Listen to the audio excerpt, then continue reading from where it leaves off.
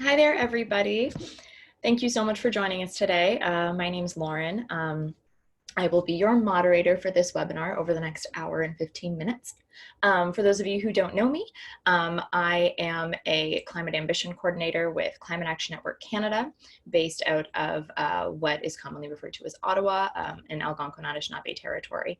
And that's actually where we're sort of broadcasting you this webinar from today.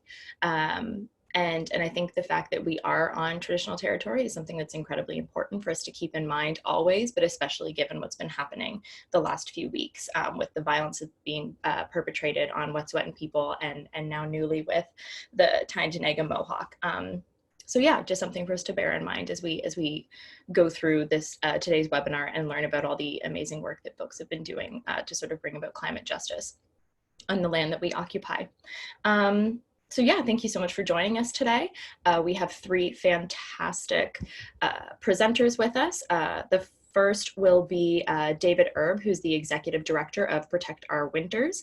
He is going to be chatting with us about their fact avalanche, their Twitter tool, their utilization of hashtag FACTBACK to combat climate denialism and fake news. They reached something like 250,000 people and engaged 24,000 people over the course of a few months to trigger different fact avalanches. So he'll be chatting with us about that. And then we'll be moving on to Atiya Jaffar, who's the digital campaign specialist with 350.org. And she's going to chat with us about how 350's Our Time campaign used digital tools and storytelling to mobilize unprecedented numbers of young voters and young people during during our last election season to bring about a Green New Deal. And then finally, wrapping up with us is going to be Michael Berstein, who's the Executive Director of Clean Prosperity. And he's going to be talking about how their hashtag Fair Path Forward campaign used research, analytics, and a healthy dose of humor to convey messages on carbon tax during the 2019 election. After those presentations, we'll have space and time for a question period that anyone can contribute to. For those who are joining the webinar, I can't see you or hear you, but the way you can communicate with us is via the chat box. Any questions you put in there, the panelists can review, and I myself will voice out loud when it comes time for question period during the last half hour of today. And just before we dig into our sort of the meat and potatoes of today, a quick reminder that we do have another webinar coming up on March 12th, also as part of this series that we have going. All about sort of field work and tactics that work and maybe don't work so well within the climate engagement sphere. So that next webinar is going to be on March 12th at 12 noon Eastern time. And it's going to be covering the climate vote and 3 different campaigns that made 2019's election a climate election. So I think Amber is going to be posting a brief description about that in the chat box for everybody to see as well. But in the meantime, let's dig into it. I'm going to throw it to David to start us off today. Thanks so much, David. All right, thank you. I'm just going to jump into share mode here. I'm hoping that everyone can see the slides. As Lauren said, my name's Dave, and I'm just going to jump into this thing. So Protect Our Winters, we are on a mission to turn passionate outdoor people into effective climate advocates. And really what it boils down to for us is a belief that if you're someone that enjoys biking, camping, canoeing, skiing, any type of adventure in nature, that should really mandate your participation in the fight to save and protect it. And in the fall federal election, we ran a campaign that was a social media campaign, largely based on Twitter, called the FACTBACK campaign. And that's what I want to present to you today. I'm just going to show you a video here that will explain the campaign, and then we'll dive in a little bit deeper after that.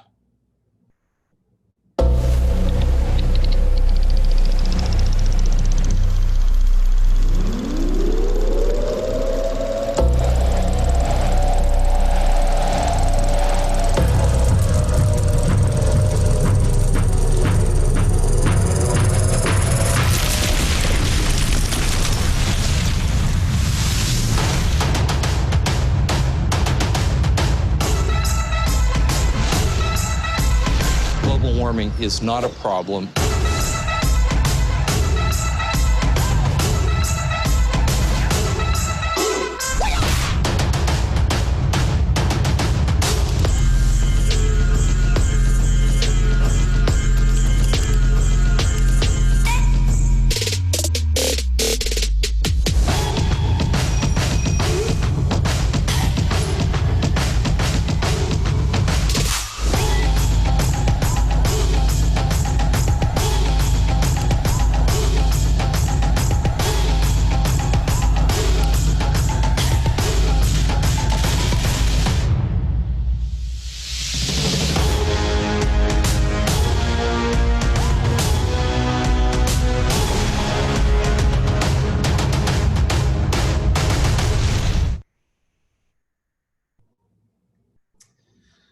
All right.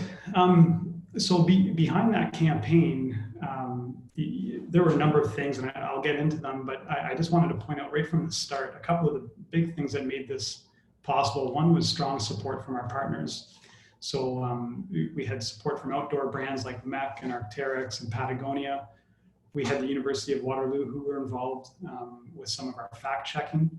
And we also had a couple of creative agencies, as well as Hootsuite, which is a technology company. So those brands really stepped up and helped to anchor this campaign. And then probably the biggest asset that we had in this really was our ambassador pool. So the key influencers that we have, and collectively they have a reach of 10 million people, and we were using that as much as we could to get this campaign out. So why the FACTBACK campaign? Well, as we all know, there's little accountability on social media, especially around climate. And I don't know if you saw the study that was published. I think it was reported on in The Guardian a couple of weeks ago, but it said 25% of all Twitter tweets about climate change are actually produced by bots. So the goal of this was really to develop a tool to bury inaccurate information with some science-based facts. And again, just creating some accountability in a space that otherwise has very little accountability. Some of the things that we were biting our nails about going into this, the first was really about engaging our community and wondering if this was something that they would be able to step up to. It's a little bit different because it required ongoing engagement versus, sending them an email and asking them to email their MP or to call their MP. This was something that we knew was going to be really intense for a 5 or 6 week period, and that was going to require them to kind of dig deep. And we didn't know if that could happen. We're a young organization, and just getting a sense of really who our members are and what their engagement level they're comfortable with. And then, the other big question was, were we going to have some skeptics putting out tweets for us to actually go after? And I can tell you that we were saying a prayer of thanksgiving for Maxime Bernier for some of the things that he put out. But there was enough, and we ended up doing a fair bit around carbon pricing. And which was a bit of a pivot for us midway through, but we were able to kind of adjust our FACTBACK library to have responses for that, which leads into the other point of just like needing to have enough science-based information and tweets created that we could not just send one to a specific topic, but that people would have 10 or 12 that they could choose from for any possible topic. And of course, there was a wide range of possible topics. And then the final unknown and big question mark for us was around, how do we monitor this? Are we going to have somebody glued to Twitter all day trying to find these targets? So that was going into it. We had those questions, and then these are some of the outcomes. We ended up triggering 23 avalanches over the course of the campaign. And sorry, we call these fact avalanches. So we triggered 23 fact avalanches, and we had 4,200 people sign up to be fact spreaders. So they would receive email or NSM notification and join us in sending facts. I think Lauren mentioned our engagement numbers ahead of time, so I won't dive too deep into that, but I did want to show you this, and you can see that Instagram is kind of where our membership and audience is at. By far, we have the biggest engagement coming from there. Twitter, not so much. We had to really work to build up a presence on Twitter to make the campaign successful.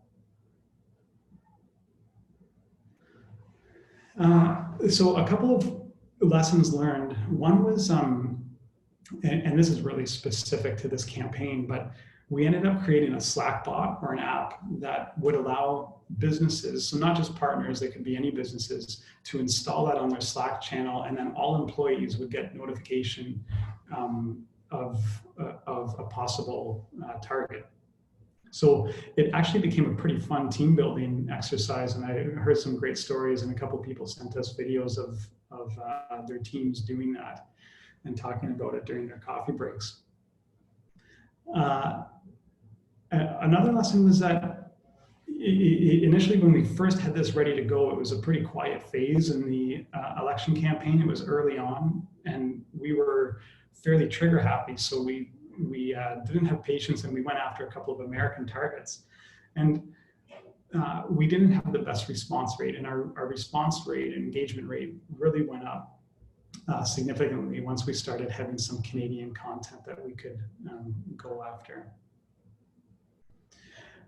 This for me is a really neat outcome, is that although we did rely heavily on technology to monitor social media and specifically Twitter for these conversations and these opportunities, what ended up happening was that we would actually have our community sending us emails and saying, hey, you know, did you see this tweet, or did you see this conversation that's happening? We should watch this.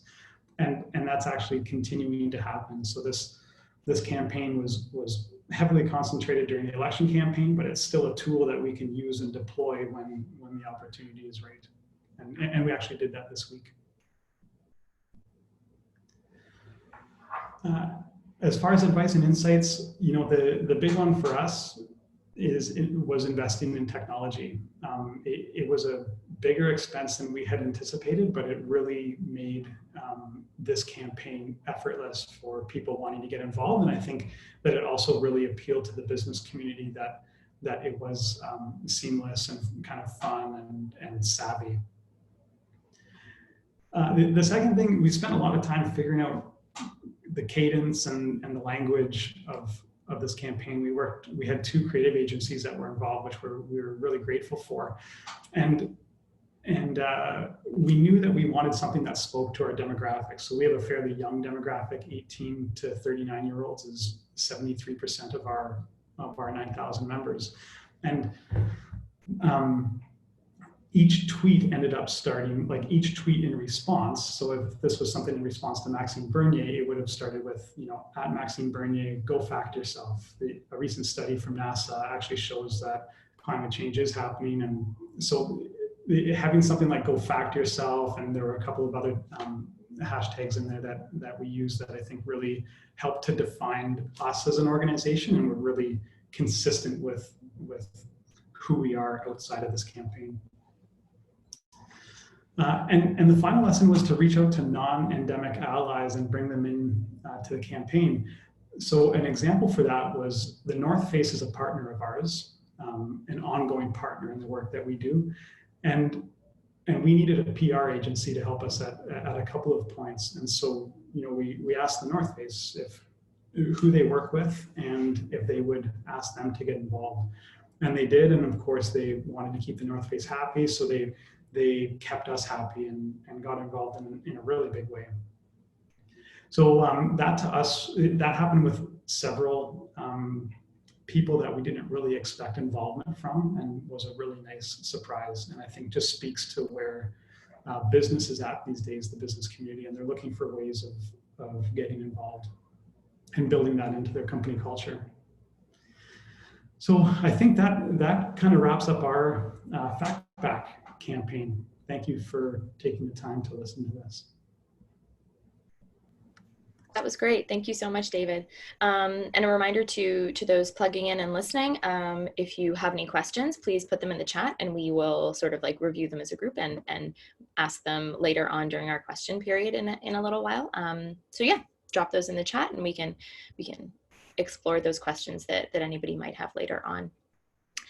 Moving on to our second speaker, I'm going to throw things over to Atiya with 350. Thanks so much. Thanks, Lauren. Hi, everyone. My name is Atiya, and I'm with 350.org. I work for the Canada team at 350, and I'm calling in today from unceded Coast Salish territories in Vancouver, so the territories of the Musqueam, Squamish, and Tsleil-Waututh peoples. And I'm really excited to chat with you all today about the Our Time campaign. Can you see my presentation, Lauren? Okay, great. So The Our Time campaign was a national campaign to mobilize young people during the Canadian election to elect Green New Deal champions and to really normalize this conversation about a Green New Deal for Canada, essentially an ambitious policy platform that seeks to tackle the climate crisis while also addressing inequality, upholding Indigenous rights, and enshrining justice for all. And we did this, of course, during the Canadian election, and it was a national campaign, so it spanned from coast to coast to coast. I will note that this campaign wasn't a digital campaign on it. It wasn't a digital campaign. It wasn't a digital first campaign, but digital was critical to the success of this campaign.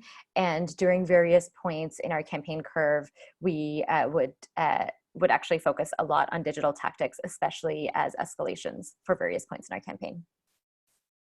So I'm here to talk about a few of the strategies that we used involving digital tactics and platforms. So first, the goals of our campaign: make the climate crisis a central issue during the election by pushing for federal leaders' debate on the climate crisis, and also raising the profile of a Green New Deal, again, as a new benchmark for what climate ambition could look like in Canada. We wanted to elect vocal Green New Deal champions who can drive forward Green New Deal legislation after the election. And of course, there was a big goal around building and training up a network of thousands of young organizers who can keep up the pressure on elected leaders after the election. Our plan was kind of, to sum it up in a few words, it was essentially organize, strike, vote, organize. And we use the concept of a campaign curve to really map it out. So we saw during various points of the campaign various moments of escalations and highs, and also there were various moments where we were kind of building up to the next peak in the campaign. So a model that we used was the act, recruit, train model, which was that whenever we were in a moment of a campaign peak, we were acting, but we were also using the moments after our big action to recruit into our campaign and train up new organizers and train up the movement to then act again in a more escalated way afterwards. So initially we started out building out local hubs that were demanding a Green New Deal. We also organized to demand a leaders' debate on the climate crisis. We followed this up with mobilizing en masse for the climate strike as a way to bring out young people in support of climate action, and then also to go from the climate strikes right into the election so that we were using the energy of the strikes to bring out a massive amount of people to vote for Green New Deal champions. And we were organizing afterwards, immediately after the election, to ensure that the Green New Deal champions that we had elected and other elected leaders were held accountable to actually making a Green New Deal a reality. And we nominated quite a few Green New Deal champions and had a grassroots process for nominating different candidates, but nominating and endorsing different candidates, but I won't go into that right now. I'll kind of focus on some of the more digital-centric tactics that we used. So one key component of our campaign was the Change a Debate campaign, which was a campaign calling on the CBC and the Leaders Debate Commission to actually hold a leaders debate on the climate crisis. And the idea here was to ensure that climate was centered much more in this election than it was in the previous one, because in the previous one, it hardly got any time during leaders debates, which was highly, highly disappointing. So we wanted to make sure that it got the airtime that it deserved and that there was proper media reporting on the climate crisis and a Green New Deal during the election. So we ran this campaign essentially throughout the summer ahead of the campaign. And the idea was both to center climate change way before election campaigning was at its peak, but also to organize and to build the power of our campaign ahead of the election. The different tactics that we used for this campaign included national and local petitions. We used a variety of digital escalations, and we flooded the public consultations around the debates, and we also mobilized on the ground to escalate the campaign. Some of the digital tactics that we used included a letter to the editors campaign. So essentially throughout the summer, there were moments where big oil was buying out large ads within newspapers across the country. We use that moment to actually trigger a large amount of distributed letters to the editors going into newspapers across the country to raise the profile of climate and the importance of a Green New Deal in the election, to kind of combat the ways in which big oil was using media to control the narrative and to push its own agenda during the election. We also organized a number of radio takeovers. So we organized young people to flood in call-in shows, especially CBC call-in shows with calls for a leaders debate, and to actually center a Green New Deal in the conversation around climate change, because there would be a lot of radio shows that were talking about climate change, but really focusing on the element of individual action instead of thinking about the transformative change that we need in our policies, and that using the election as an opportunity to demand that kind of change. So one of the things that we did was we organized a mass dial-in to CBC's cross-country check-in, and we just had people, hundreds and hundreds of people just dialing in repeatedly to talk about the demands for a leaders debate on climate change and to talk about a Green New Deal. We had a few people get in on the air. We did the same for a couple of other call-in shows in Ontario and BC especially. And we were also at the same time on Twitter tweeting at these shows, demanding that they hold episodes that were centered around climate change as well. Another thing that we did here was we submitted questions en masse for the leaders debate once there was an open call out for the public to submit questions. So we mobilized a mass network of folks to submit questions calling for climate and a Green New Deal to be centered in the leaders debate. And we also, of course, collected thousands of signatures in support of a leaders debate for climate change that we delivered to the CBC and the Leaders Debate Commission. In the end, although there wasn't a leaders debate on the climate crisis in the election, it was the climate change did receive a ton of attention during the debate itself, because there was one formal leaders debate that happened in English and in French, one each. And in both of them, climate was highly centered. And in addition to that, we did kind of transform the way in which media was reporting about it. And we did ensure that Cross Country Checkup ended up doing an entire episode ahead of the election that was focused on climate change. Another thing that was really important for our campaign was centering stories and personal narratives. So the way that we did that was we trained up our mass network to use personal narratives to establish moral high ground and grow our movement. We did this with our mass organizing base, so the young leaders that we were training up in local hubs, and then we also trained young leaders to train people in their communities who they were working with. We had public narrative trainings online and offline across the country as part of our network. And we ensured that stories were at the center of our organizing and our political strategy. So one example, the example above, which was shared by Climate Justice Toronto, was one of the young leaders who actually called into a CBC talk show to talk about the climate crisis and a Green New Deal, and really center the conversation around why young leaders are rising up for a Green New Deal. We also organized a massive amount of we also collected a whole bunch of stories around how people were impacted by wildfires, and created a storytelling project called Fifth Season, where we assembled a whole bunch of stories from folks and communities that were impacted by wildfires that were driven by climate change, and used it as a storytelling project to activate people around climate crisis ahead of the election, and also to make the climate crisis feel more personal, and to help people understand how stories were situated within a broader crisis and how there was political action that could be taken to respond. So this story here is one of the ones that we collected, and it was a part of this Fifth Season storytelling project. We also trained up young organizers to center their own stories in the organizing that they were doing as a way to grow our movement, and to allow various groups of people to feel themselves reflected within the movement. And it was also a way, again, to establish moral high ground with the kind of movement that we were building. So we have our organizer V, who's actually in Ottawa, and V spoke about how the climate crisis hits home for her as someone who is a migrant from Vietnam and someone living in Ottawa, which, as we know, was heavily impacted by the climate crisis this year as well. And we also worked with folks. One of our star groups is Climate Justice Edmonton, which was working on the ground with numerous youth, including some young folks who are actually employed by the fossil fuel industry in Alberta, and really using the narrative of Albertans rising up for a better future and for a transformative change towards a renewable energy future and a Green New Deal. Another thing another strategic decision that we made around the digital work that we were doing was to use SMS for our remote Get Out the Vote campaign. So we did various forms of getting out the vote. A lot of it was on the ground organizing, but we also did get out the vote through SMS. And this was a strategic choice to use SMS over telephones because we were working with young people and we felt that this platform better reflected the demographic that we were organizing. So throughout the course of our GOTV campaign over SMS, we sent out over 60,000 text messages in about 10 days ahead of the election. And we had a team of 100 volunteers that we worked with that we basically recruited in the span of a week.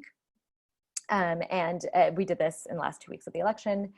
And we used various forms of SMS to actually build out this campaign. So we used a short code opt-in where people could text vote to a short code number and opt in to receive updates on how they could vote for Green New Deal champions. We rolled out this text opt-in program during the climate strikes where hundreds of thousands of people were on the streets mobilizing around climate. And we really wanted to make sure that we were recruiting all those folks to then go to the polls and vote for climate action during election time. So this was a very tailored, specific strategy to the moment that we were in, and especially to go from the striking phase of our campaign to the voting phase of our campaign. We coordinated our volunteers using Google Forms and using Slack. So essentially, we invited various people in our network to join our text banking team. They would fill out a Google form, and we would use the Google form to not only register them as volunteers, but also to onboard them with our texting system, which we used ThroughText as our peer-to-peer texting system to text thousands of people across the country. So once people were onboarded through Google Forms, we would add them to the back end of our texting system. And then we would also add them to a Slack channel where volunteers were asking for assignments, and where we were also using that space to converse about the kind of responses that we were getting and create a community of practice around the text banking that we were doing. We tried as best as possible to tailor the journey for every user. So when we were text banking people, we were identifying if folks were in ridings with endorsed candidates. If they were in ridings with endorsed candidates, we would give them very specific information about who the endorsed candidate was in their riding. And we were kind of trying to ensure that we were prioritizing areas where we had endorsed candidates, and then also looking at places where we were just trying to bring out the vote in support of we were just essentially trying to bring out a youth vote, even if we didn't have an endorsed candidate in that area. One thing that we found was really great with text banking was that a lot of people decided to impromptu have text banking parties. So a lot of folks were just like, oh, I suppose there's multiple people in my community that are text banking. Why don't we just all get together and do it at once? And that turned out to be great as well, because people were talking to each other about the responses that they were getting. And this was completely one of those things that just emerged on its own, that we didn't organize, but there was just a lot of energy around text banking, and people wanted to support however they could and engage their friends. Another thing that we learned that was very interesting was that because we were organizing young people, folks that we were organizing really preferred texting to phone banking, and they actually have a lot of anxiety with things like being on the phone, whereas SMS and texting is something that feels more comfortable. So in terms of our achievements, we really set a new bar for ambitious climate action in Canada, and really kind of centered a Green New Deal in a conversation where really incremental climate action was being considered as ambitious previously. We centered climate in the election and forced better reporting in the media. So essentially forcing the CBC and other outlets to center climate crisis more in the reporting that they were doing around the election. We put it at the center of the leaders' debate as a result of the organizing that we did ahead of the leaders' debate, and also directly intervening in the processes that the leaders' debate had established to collect questions from Canadians. We elected 8 Green New Deal champions, and we built out a network of 15 youth-led Our Time hubs, which altogether activated thousands of new organizers across the country. We mobilized young voters in support of a Green New Deal using our Get Out the Vote campaign. We doubled our base of passive supporters at 350, and we also took action to push political leaders after the election was over. So just some examples here. So as you can see, digital storytelling was kind of at the center of everything that we were doing. But just this photo of Jagmeet Singh being confronted by one of our volunteers. This actually happened on election night, right after he was elected. One of the first questions that he was asked by the public was just an Our Time organizer asking him if he would support a Green New Deal, and he said yes. And in addition to that, we kind of got to work right away with pushing a lot of the folks that we had elected in Ottawa, ensuring that they received a mandate letter to work towards a Green New Deal. When we visited one of our elected champions, Peter Julian, he actually exchanged our mandate letter for for his own motion that he was going to submit to the House of Commons in support for Green New Deal. And that ended up being motion M1, the first one that was actually filed in this new parliament. It was a motion for a Green New Deal.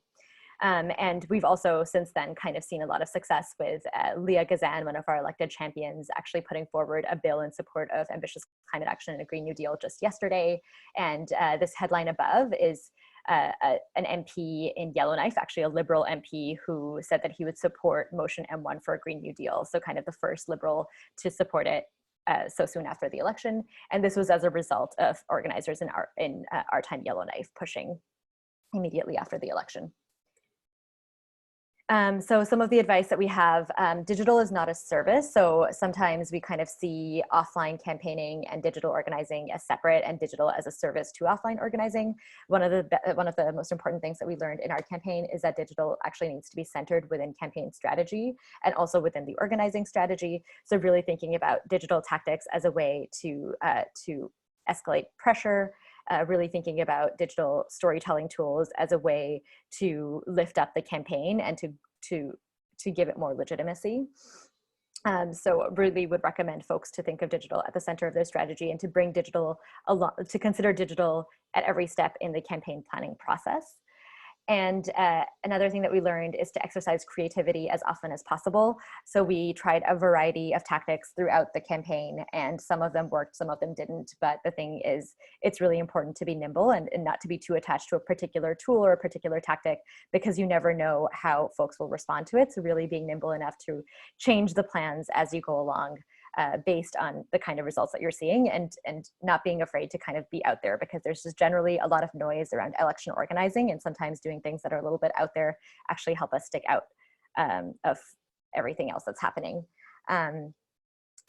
Yeah, another thing that we learned was to tailor every user's journey as best as possible. So to really think about where they were located, what kind of actions that they had taken, and then kind of bring them along on a specific journey that was tailored to the experience that they wanted to have. So for example, of course, if folks were in ridings with endorsed champions, we wanted to make sure that at every moment they were hearing about the endorsed champion in their riding. If folks had signed up to organize with Our Time, we wanted to make sure that we were sending them newsletters every week with updates on how organizing was going. So to really ensure that we were tailoring the experience based on each user, where they were located, what kind of actions that they had taken. Improvising solutions when technology falls short. So our campaign was heavily digital because we used a variety of platforms, and a lot of our platforms and services that we used had shortcomings, as digital tech often does. But what we learned was really improvising solutions wherever possible. None of us are tech experts, but we are kind of good improvisers. So whenever we came across an issue, we would kind of think about how we could address it. So for example, our user management system at 350 doesn't actually allow us to pull users from different ridings. So we didn't have a way to actually, through our user management system, pull out user information according to riding. So instead, what we decided to do was kind of develop a code that allowed us to kind of run our list through the Election Canada system, just to run a whole bunch of postal codes through the Election Canada website to organize users by postal code, by writing based on their postal code. So these were kind of like improvised solutions that we came up on the fly to address our needs, and it helped to be nimble and to be able to kind of understand that our technological platforms couldn't offer everything that we needed, and we needed to figure out solutions to address the shortcomings. Another thing that's really important is, of course, considering demographics when making technological decisions. So really knowing who your campaign is catering and who your organizers are and who your base is. So for us, because we knew that young people were at the center of our base, we really wanted to choose platforms according to that tailored to young people, and that service the demographics that we were engaging. And so, like I mentioned earlier, SMS was one example of a platform that we doubled down on because of the demographic that we were hoping to target. So that's all for me. Thanks so much. I'll stop there. That was awesome. Thank you so much, Atiya. Really excited. There are lots of great questions coming in. So yeah, people are hungry for more information. We'll get to those questions later. All right, and our final panelist is Michael Berstein. If you're ready to go, Michael, we'll pass the mic over to you.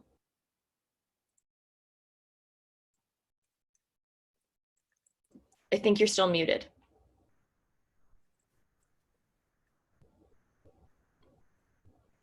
Nathan, can we get Michael unmuted, please?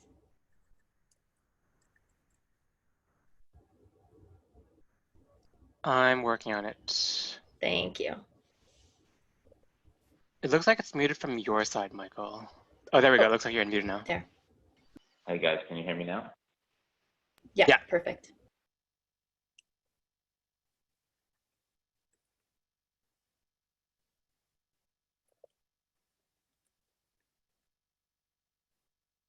Yeah, do you want to try speaking, Michael?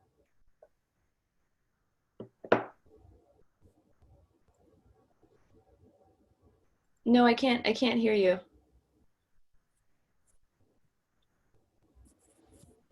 It looks like you're muted again. Everybody hear me? Yes, perfect. Can you hear me now or not?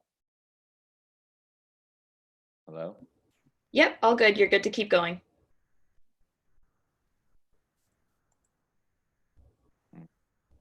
Yes, we can hear you, Michael.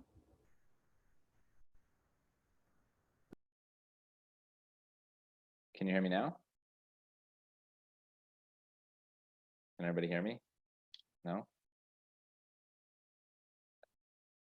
Ah, you can hear me. All right, great. Okay, I'm not sure what the whole challenge there was.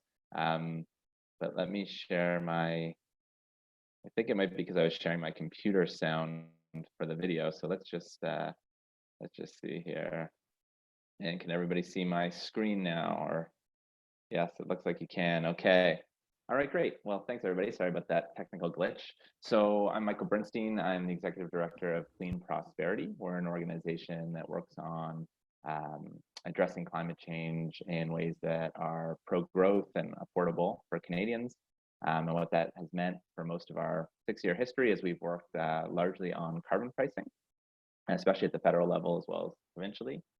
And what I was going to talk about today is our Fair Path Forward campaign, which we launched in January of 2019, with the goal of really trying to encourage Canadians to be thinking about voting for elected leaders and parties that had strong climate plans in general, and then specifically also that were supporting carbon pricing. So we're really trying to help people understand why carbon pricing was a really important element of an effective climate plan. And I think probably even more importantly, or what became a major emphasis for us over time, was helping to correct the record, given some of the misleading statements that were put out there about carbon pricing. So our campaign was mainly digital, just showing a few images of a couple of Facebook posts here, and our little snippet of our website where we put an actual rebate calculator where people could go on and calculate what their rebate would be. But let me I'll keep moving along here. There we go. So just at a high level, I mean, we chose to do our campaign almost exclusively through social media. We put out a lot of advertising on Facebook. YouTube ended up being a really big source for us of activity and of engagement. And for us, and I'll talk a little bit more detail, I'll have a few backup slides to talk a little bit more in detail about each of these points, but for us, it was really about being able to target the right people in the right places at the right time. Digital really gave us some powerful ability to customize who we're speaking to, and then customize the content for those, as being able to rapidly iterate, so to put out content and to see in real time virtually, so with just a few dollars of spend, how things were performing, and then being able to do it. And in the end, we found some fairly surprising results, which I'll show you a couple of examples of.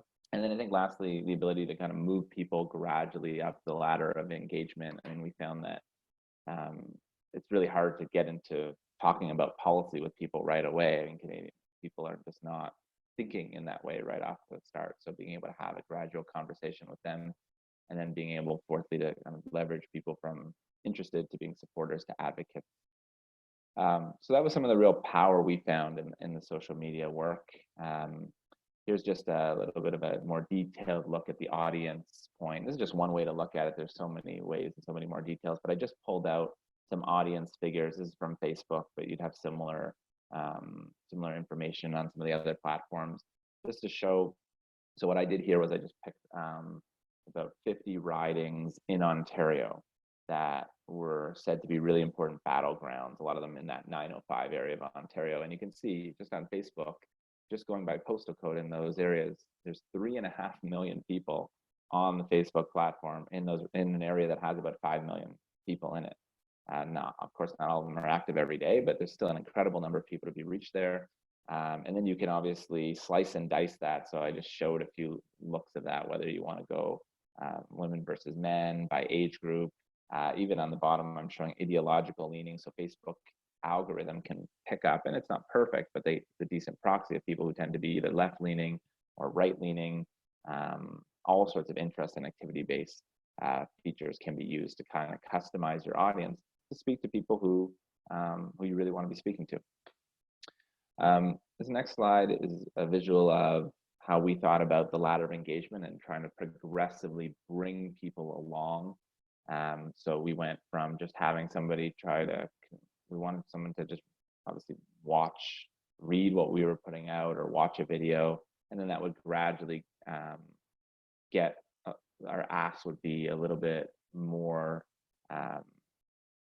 time consuming, or a deeper ask, I guess, as you moved along the ladder to getting people to actually engage, like things, share things, and then kind of affiliate with us, follow us on different platforms. So I'll just say that we kind of thought about how do we move people gradually along that path. And as we do it, what messages do we want them to gain? And what are we trying to convey here?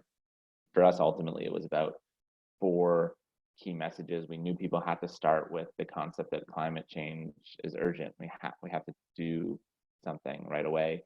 And then as we started to talk to them about carbon pricing, really, we found affordability was a really key piece of that, getting people to understand there was a rebate. And once we did that, we could then start talking about fairness, effectiveness. But often we have to go in that order for people to really receive the message. This is just a little bit of data that shows that why affordability was so important. So what we did was our campaign was mainly digital, but we did polling quarterly, and we also did a set of focus groups to try to understand how were people thinking about this policy, how did they react to different kinds of messaging. And so this simply shows that of those people who oppose carbon pricing, if you look on the right-hand side of the slide, you can see that 50% of people who say they oppose the policy, when you just ask them a very generic, do you support or oppose a carbon tax, will change their mind if you simply say the money is going back to households and businesses, which it is. So we use data like this to really inform the campaigns and the content we were putting out, knowing that if people were aware of that, it could really shift opinion. And then this is an example of how we did our testing. So instead of just trying to come up with one perfect idea, which obviously would not happen anyway, we just were trying to come up with dozens and slides that look like this, just trying to come up with different themes and then different visuals, different ways of saying things. And we would just test all of it. So every day we would be coming up with new ideas and trying to figure out what's working, what isn't. And you can see that very quickly, almost in real time, as I said, by looking at in this case, in the Facebook ads reporting system. And that led us to discover some results that were surprising us. So here's 2 ads that work really, really well. The one on the right, for example, with the bee, I never would have guessed that this would be an impactful ad. It doesn't necessarily speak to me, but it did speak to a lot of other people. And we tested this with lots of different content and against many, many images. And this one did incredibly well over time in terms of engagement, in terms of shares, page likes. So that's the power of being able to test things to see what would affect it and what would really resonate with people. And the other thing beyond kind of content, we were also trying to test different emotions. And I guess what was mentioned off the top is one thing we found was actually using humor often work better than trying to stress the urgency of the problem, or to use guilt or fear. And I'll just show you a quick video, if I can make the technology work here, that is an expression of that. This is one of the videos that we gradually came to realize could be a really powerful way to tell this message. Let me just pause here to see if I can make this work. So I'm going to play this, and I'll sort of look to the other panelists who I can see to tell me if they're not hearing the sound, but hopefully you will. So here we go. FAKE News, where truth is overrated. Why is there a kitten on video too? That's Mr. Snuggleworms. We needed a distraction.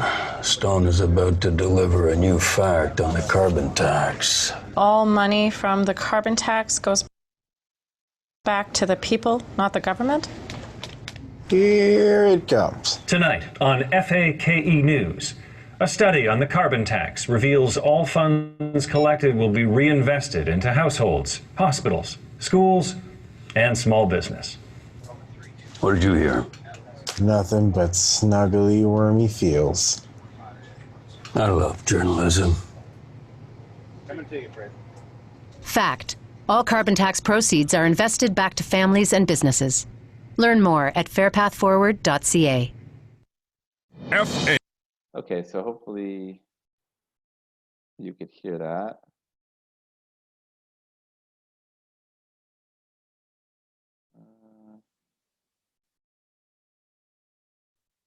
Okay, hopefully you can hear me again.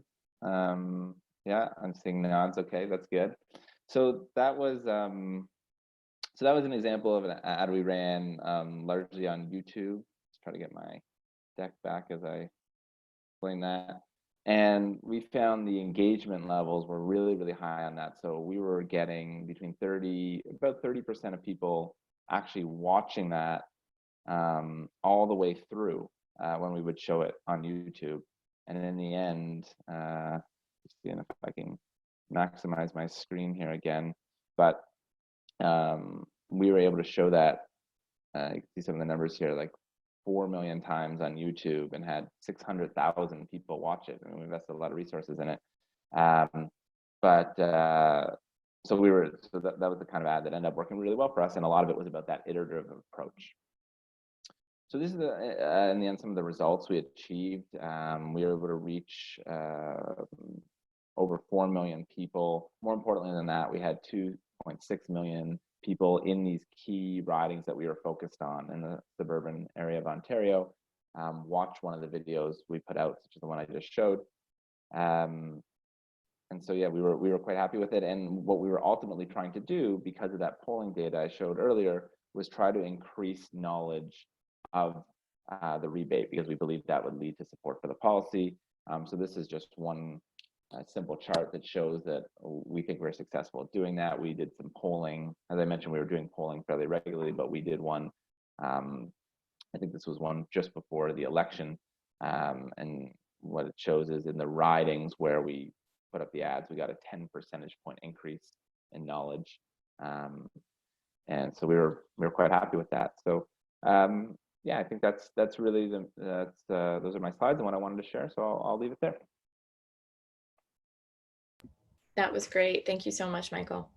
All right, we have some fantastic questions coming in.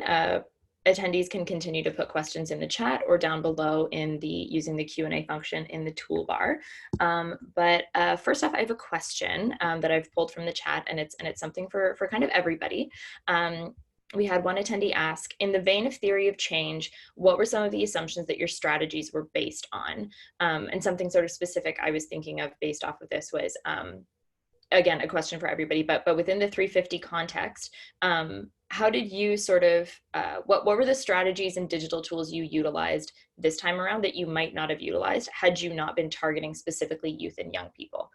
Because in the past, your campaigns haven't necessarily been specific to a younger demographic, but yeah, maybe we'll go to Atiya first, and then would love to hear from David and Michael as well on that sort of theory of change and the assumptions that your strategies were based off of. Yeah, that's a really, really good question. So like I mentioned earlier, I think our strategy was very much centered around building a mass organizing base of young people, and so a lot of our digital tactics and tools that we used were not just campaigning tools, but they were organizing tools to actually build relationships with stronger relationships with organizers and like between staff and organizers, and between organizers and the communities that they were working with, and also between organizing teams across the country. So for us, I think it was really valuable to use peer-to-peer forms of communication. So one example was having an organizer Slack where organizers were coordinating with each other and with us. We were really, really intentional about having like very frequent mass organizing calls with different segments of our base. Some of them were open to everyone. Some of them were open to just key organizers in different cities. And yeah, and in terms of just organizing within our broader base and not just organizers, it was really important for us to use platforms like peer-to-peer text message to actually be able to initiate conversations and have kind of more horizontal modes of communication as opposed to top-down modes of communication, which historically 350 has done more of. So historically, we've been more all about like email blasts or text blasts that are just like one-way forms of communication. But with the kind of work that we were doing, which was very much centered around organizing power within communities, we were really thinking about more decentralized and horizontal modes of communication, and that complemented our theory of change around building organizing power. That's awesome. Thank you. Michael or David? Sure, I can jump in.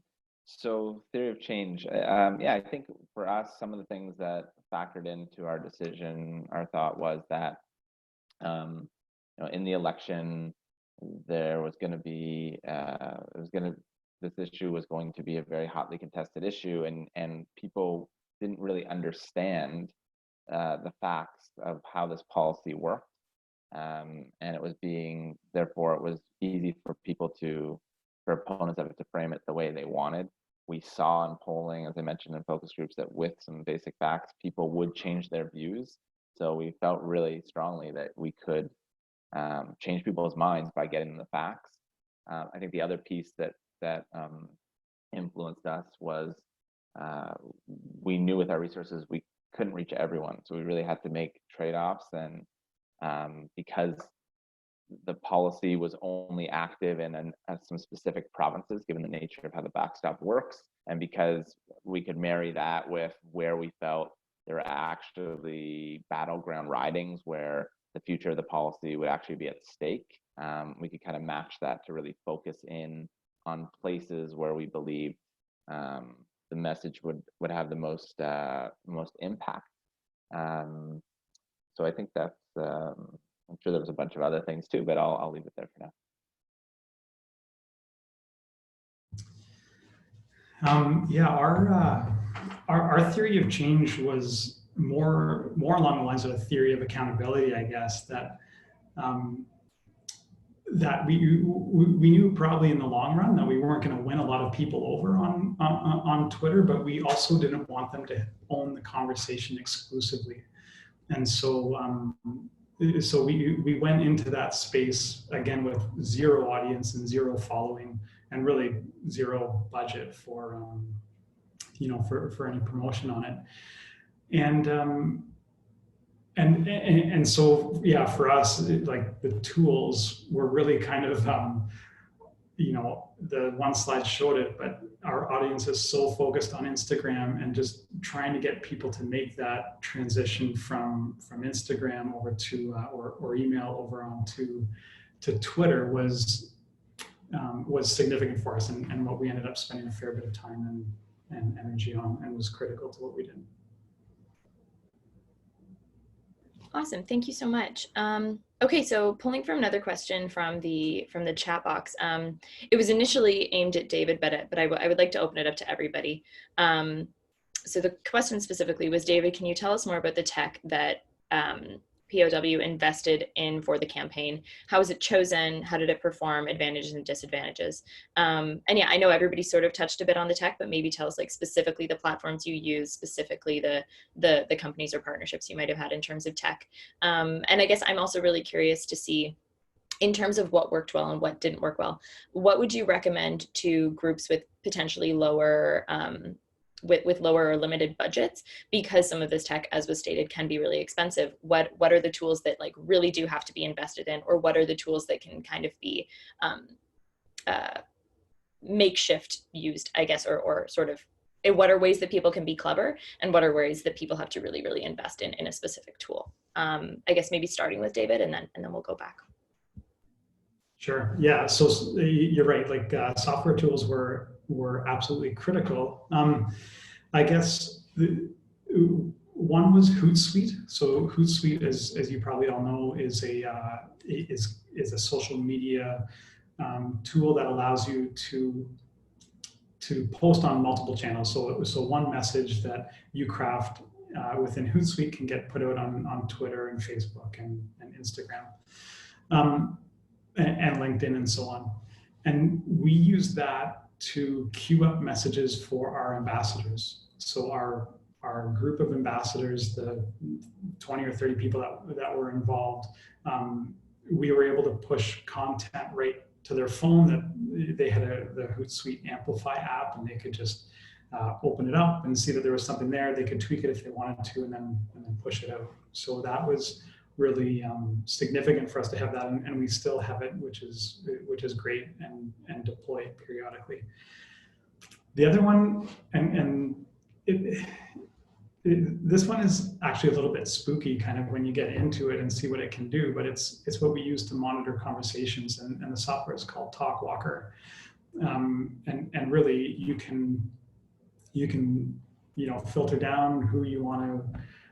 Who you're interested in, what conversations you're interested in, and get notifications for that. So that was critically important as well. And then the final piece, actually, like the piece that pulled, that we were able to push all this content out to people and ask them to trigger this fact avalanche, was something that was developed by a creative agency that we were working with. So it's a program that is exclusively theirs, and they developed. So I think, if I'm not mistaken, I think New Mode has something very similar that they just put out, but unfortunately that wasn't there when we were looking for this. So it was a custom creation.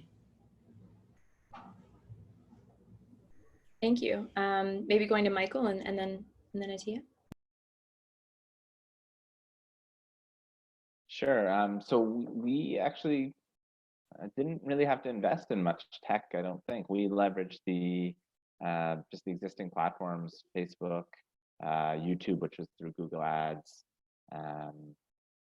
Perhaps I'm forgetting something, but I don't think so. I think really the tools that were set up for the nature of what we were trying to do was out there. So the good news is it was very low cost. It was free.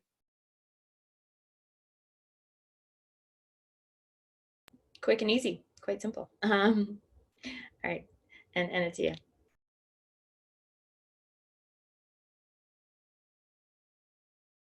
Yeah, so for us, I think one thing that was really like a limiting factor was just the rules around, third-party participation within the election. And one thing that was a limitation was, of course, that we had to fundraise our entire budget for the election during the election. Just because we had a bit of trouble registering, we were really behind on fundraising for our budget. Luckily, we were able to fundraise in time, but because there was that anxiety around not having enough money to invest in different platforms, we established a matrix actually to evaluate different options for technology based on the kind of budget that we were working with. So we had one budget that was actually very, very limited, which we were considering in case we didn't raise enough money. And so with that kind of limitation, we would have been kind of just focused on just Instagram, Facebook, Twitter, and looking at free platforms such as Action Network and MailChimp. But luckily we were able to fundraise what we needed. And so some of the platforms that we were using included New Mode. New Mode was used for a lot of our digital escalations, especially the call-in actions, the letter to the editor action that I discussed earlier. And we did a bit of a Twitter storm targeting CBC outlets that we also use New Mode for. We used Control Shift as a digital organizing infrastructure tool for the local hubs that we were working with. So Control Shift allowed local groups to be able to build out their own supporter base, to be able to email their supporter base, to be able to publish their actions online and recruit out of their actions. So that was essentially our digital organizing infrastructure for our local hubs. We used Through Text, which was our peer-to-peer SMS system, which allowed us to onboard a whole bunch of volunteers to be able to mass message a whole bunch of different supporters. And of course, we were very reliant on social media, especially Instagram, because of the demographic that we were organizing, which is very youth-centered. I will say that there are ways to do it with a more limited budget. So for example, we've been talking about the text banking system that we use with a lot of different grassroots youth organizers. Currently, there's a lot of interest, for example, in the SFU undergrad election. There's a slate of progressive candidates that are running, and they're very interested in using text banking as a tool. So because, you know, grassroots student groups can't afford something like Through Text, we're actually kind of helping them brainstorm different kinds of solutions to problems that they're facing. And so there are different options like a text tree system, or using different kinds of like grassroots apps that allow people to kind of just send messages en masse from their own phones, as opposed to from like a centralized phone number. So there are definitely grassroots options for the different things that we did, and especially with things like mass call-ins or even mass submissions to letters to the editor. I think even something as simple as a Google Doc that lays out the different steps that people need to take and makes it really easy for people to take those steps can actually work really effectively. And as we're seeing kind of with the Wet'suwet'en Solidarity Resistance right now across the country, it doesn't take a lot of fancy digital technology to mobilize a mass movement. We're seeing people come out in masses in unprecedented numbers as a result of Facebook events and Instagram posts. So really, you know, this is a very exciting time to kind of consider grassroots options. And yeah, we don't necessarily need to spend tons of money on technology. I know that some nonprofits can afford to do so, but a lot of grassroots groups can't, and there are a lot of other options out there. That was great. Thank you so much, everybody. Okay, so we have about 13 minutes left, so time for a few more questions. Pulling again from the chat, there was a good question. It was this attendee sort of specifically had it in reference to Atiya and Michael, but again, would love to hear from David. Interesting, both Atiya and Michael mentioning about moving people up a ladder of engagement. This person would be curious to know sort of how and what did they use to understand where people were beginning, and how to move people along that ladder. For instance, sort of what tools did you use to gain this insight and continue that engagement? I think maybe starting with Michael, if that works for answering that question. Sure. Yeah, yeah, it's a good question. I guess two ways. We didn't know perfectly, but the two ways we tried to approximate that were, one, based on some of their expressed interests and traits that sources like Facebook can pick up. So there are ways to understand someone's political ideology, whether they're politically active, whether they have any environmental affiliations and preferences. So that was one way. And then, but probably the more powerful way really was just seeing how people responded. So when people did like a post or reply to it or share it, there was a way to capture that information on Facebook, and then, or same thing on Google, and then provide additional information to them, push out additional ads based on how they had reacted to previous posts. So that was probably the most important way we did that. Maybe Atiya and then David. Yeah, so we really found this model of the engagement pyramid to be very helpful when it came to defining different user experiences.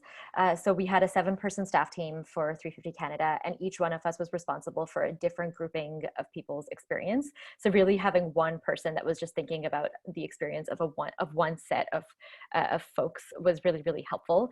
And we had a team retreat where we defined what each section of the pyramid represented. So for example, we identified that owners were actually our core organizers, and we had one staff person whose designated role was to just to pay attention to the experience of organizers of local hubs across the country. And so that person would essentially like make sure that local hub leaders were attending weekly calls, that they were connected to each other on Slack. And that was kind of more like direct one-on-one communication.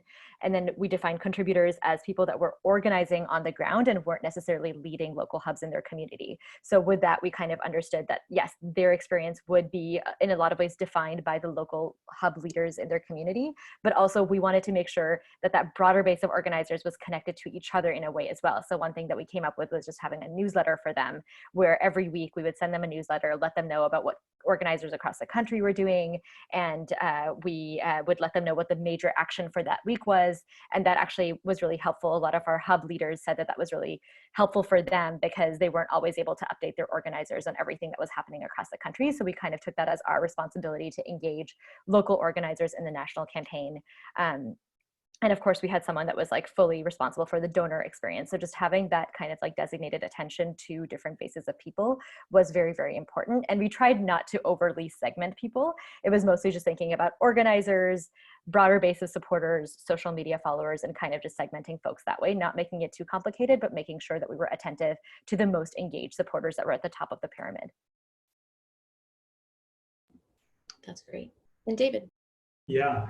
So one thing I should have said at the start is 2019 was year one for us. So we were a super young organization, had very little experience in this space.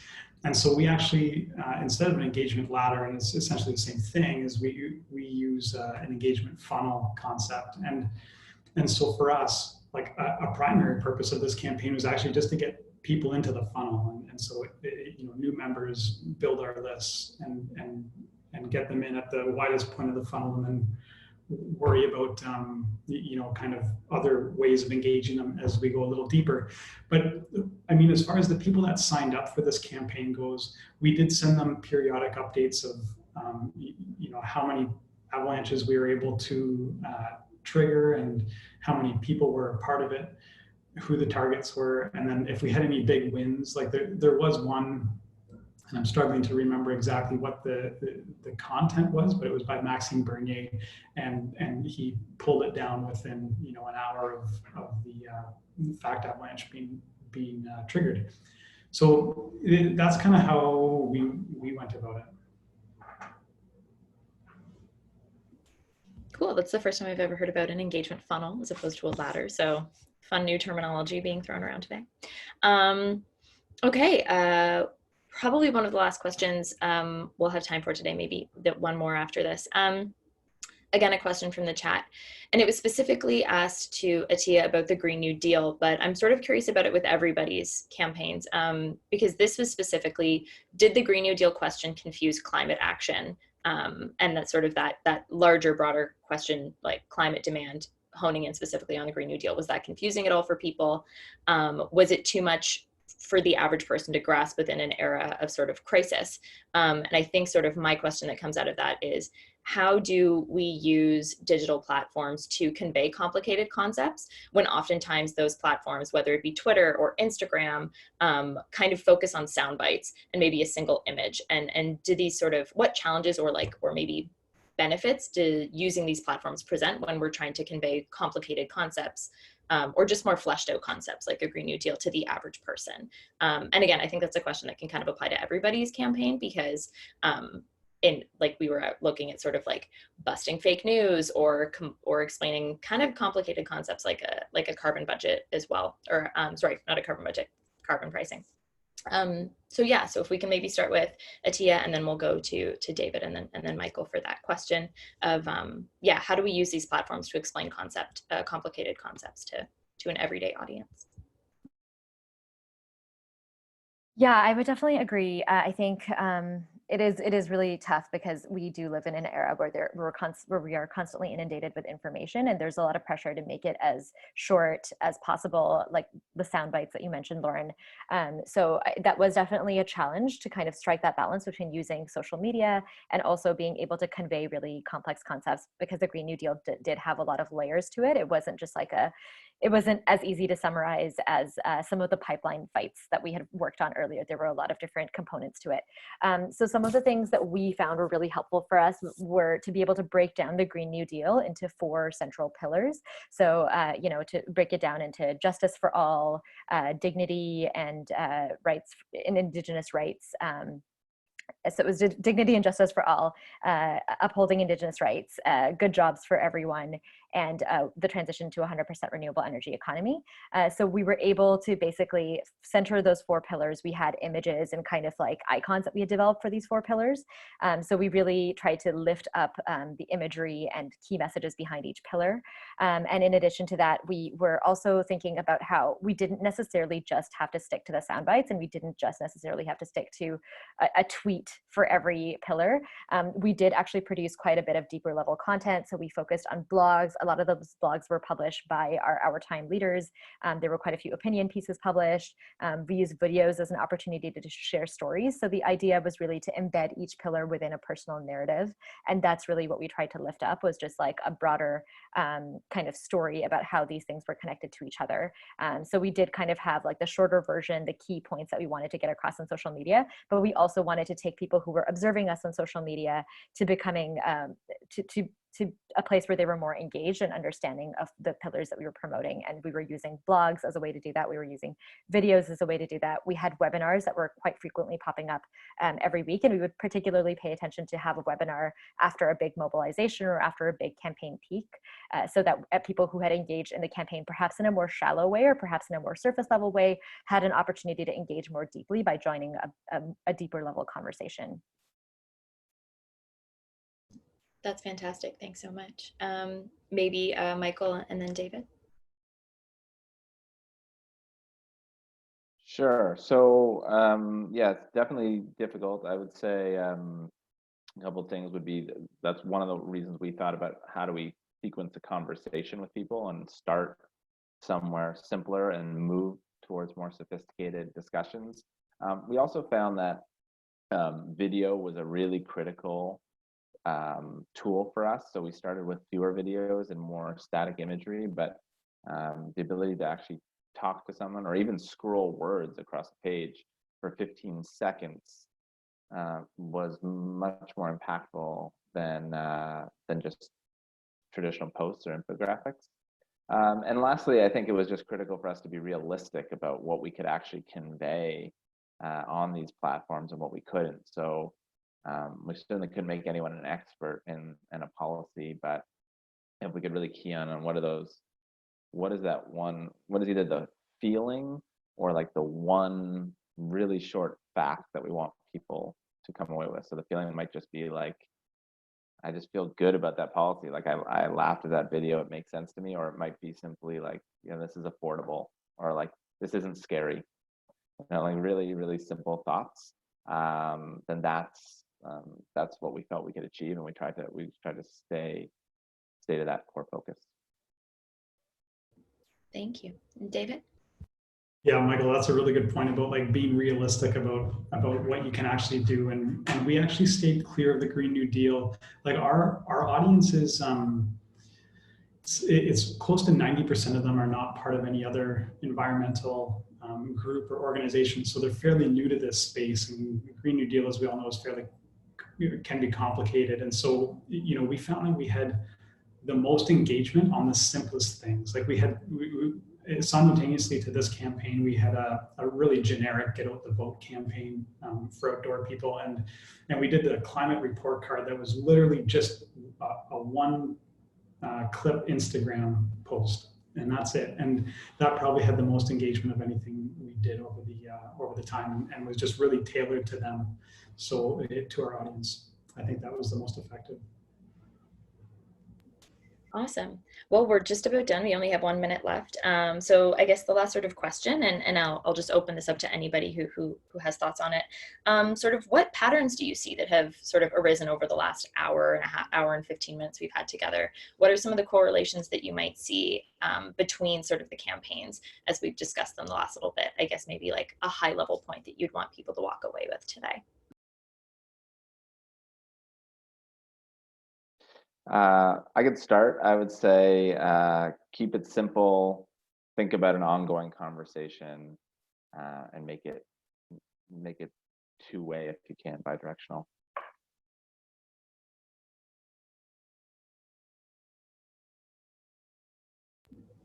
I'm in agreement. Succinct. Very wise.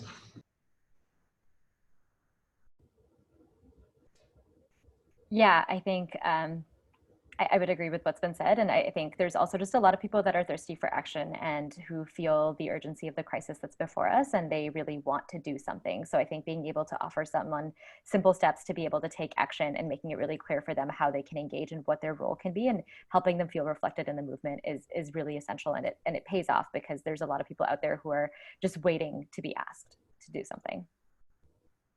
Awesome. Thank you so much. You've given us so much to think about and so many resources and so much information. So sorry to those attendees, we couldn't get to all the questions. You had some really fantastic ones. Yeah, thank you all so much for joining us. A reminder about the webinar that's happening on March 12th. Details for that have been dropped in the Zoom chat. Otherwise, I will leave you to enjoy the rest of your Thursdays. Thanks so much, everybody. Have a great day. Thank you. Take care, everyone. Thanks. Thank you.